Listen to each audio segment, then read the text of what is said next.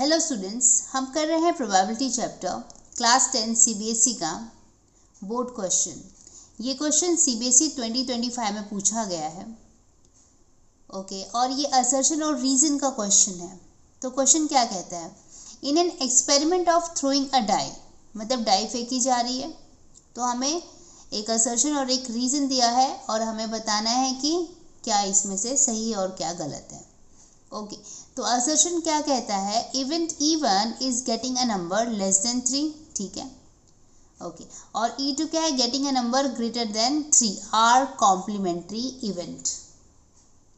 और रीजन क्या कहता है, if two events E and F are complementary event then P of E plus P मतलब probability, मतलब probability of E plus probability of F equal to 1। Okay, तो देखो यहाँ पर कंडीशन क्या है कि यहाँ पर डाई जो है वो थ्रो की जा रही है, राइट, थ्रोइंग अ डाई। तो पहले हम सैम्पल स्पेस बना लेते हैं इसका। देखो, जब हम लोग डाइस को थ्रो करेंगे ना, तो हमें क्या मिलेगा, हमें S क्या मिलेगा, सैम्पल स्पेस, या तो 1, डाई में तो 1 से लेकर 6 तक ही नंबर होता है ना, तो 1 हो सकता है, 2, 3, 4, 5 और 6, राइट। डाइस में इतने ही नंबर आते हैं। इवेंट E1 अगर देखें तो ये क्या है, getting a number less than 3, ठीक है। तो E1 लिख लेते हैं। इसमें वही नंबर आएंगे जो 3 से कम है, मतलब 1 आएगा, 2 आएगा, 3 नहीं आएगा क्योंकि 3 से कम वाला इवेंट है ये। Okay, what about E2, E2 is getting a number greater than 3, ठीक है, लिख लेते हैं, यहाँ पर लिख देते हैं।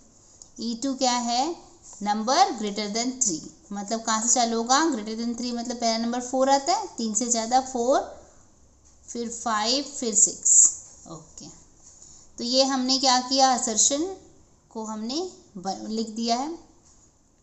फिर क्या बोलते हैं, आर कॉम्प्लीमेंट्री इवेंट, मतलब E1 और E2 क्या है, कॉम्प्लीमेंट्री इवेंट है, ठीक है।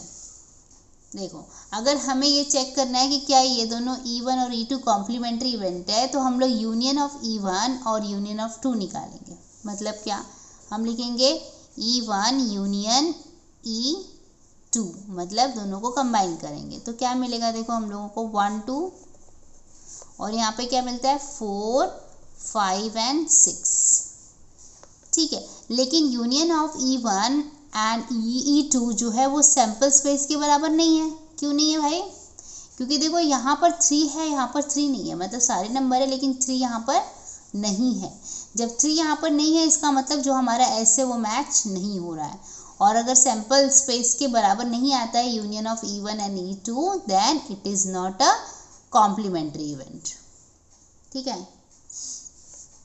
सो E1 and E2 are not complementary.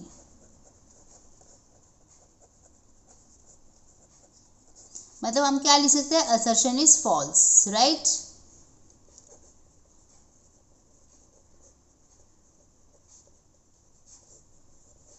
Okay okay, चलो अब हम देखते हैं रीजन क्या दिया है हमको। रीजन दिया है, if two events E and F are complementary event then probability of E plus probability of F equal to 1।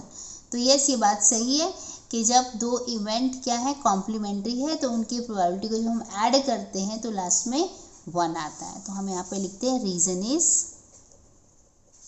True.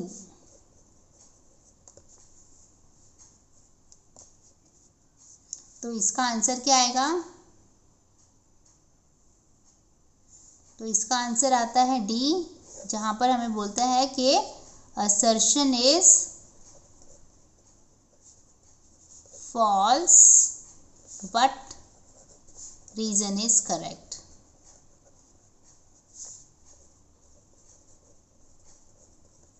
ठीक है, कितना इजी था ये क्वेश्चन। आई होप आपको समझ में आए। Keep watching, keep learning. Thank you, bye bye.